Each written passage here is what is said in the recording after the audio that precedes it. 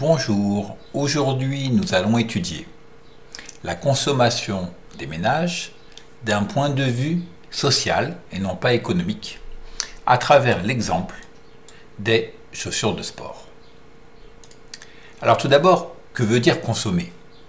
C'est tout simplement l'utilisation de biens, c'est-à-dire de marchandises ou de services, c'est-à-dire la destruction, ces biens sont détruits, soit immédiatement, par exemple quand vous allez chez le coiffeur, vous ne repartez pas avec le matériel du coiffeur, soit rapidement comme un fruit du marché, ou plus progressivement, comme une paire de chaussures qui peut durer quelques années. Finalement, à quoi sert de consommer? Eh bien, à satisfaire un certain nombre de besoins, et pour courir, il vaut mieux disposer d'une paire de chaussures adaptées, mais aussi d'envie.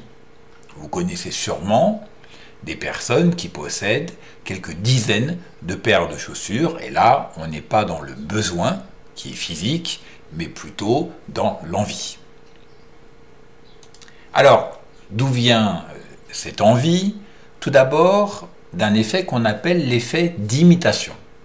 Il s'agit de la volonté de copier ou d'imiter certains comportements qui sont propres à un groupe. Soit parce qu'on veut être à la mode, soit parce que les membres d'un groupe possèdent tel ou tel type de produit.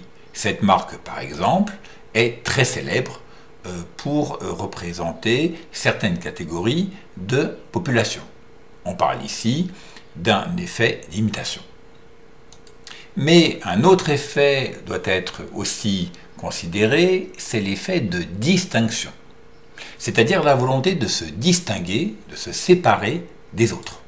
Exemple avec cette paire de chaussures pour courir, qui coûte quand même 250 €.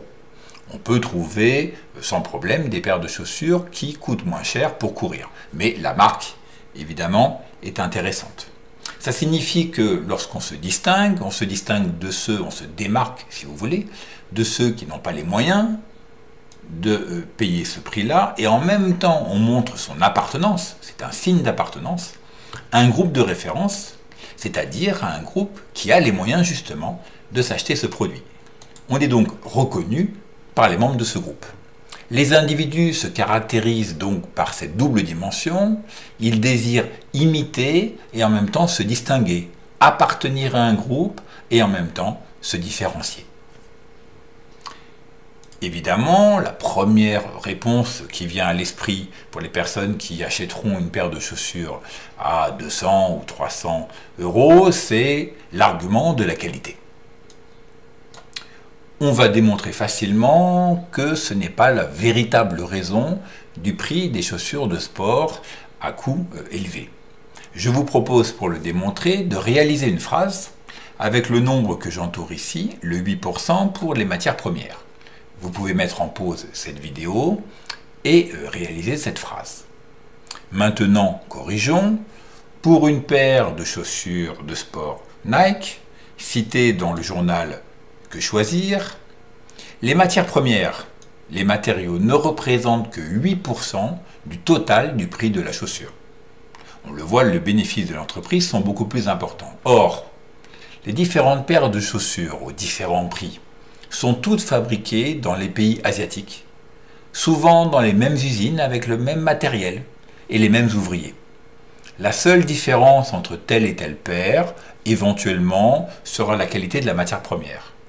Mais si vous passez d'une paire de chaussures de 50 € à 200 €, le surcroît de qualité en matière première ne représentera que quelques euros et non pas 150 €.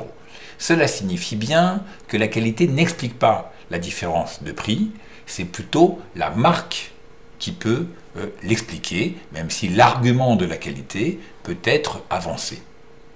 On peut donc, pour conclure, indiquer que la consommation est un marqueur social. C'est ce qui permet de caractériser ou de définir un groupe social. On peut identifier certains produits à certains groupes, par exemple certains biens très chers, on peut en déduire quelque chose sur le niveau social de la personne qui le possède. Exemple ici qui pousse presque à la caricature, cette fameuse paire de Nike dédicacée par Michael Jordan lui-même à la main et qui coûte la bagatelle de 60 000 $. Il est évident qu'il ne s'agit pas ici d'acheter cette paire de chaussures pour courir en forêt, mais plutôt pour sortir et la présenter à des relations ou des amis. Il s'agit donc de ce qu'on appelle une consommation ostentatoire, c'est-à-dire qui est destinée à montrer un statut social, un mode de vie ou une personnalité. À bientôt.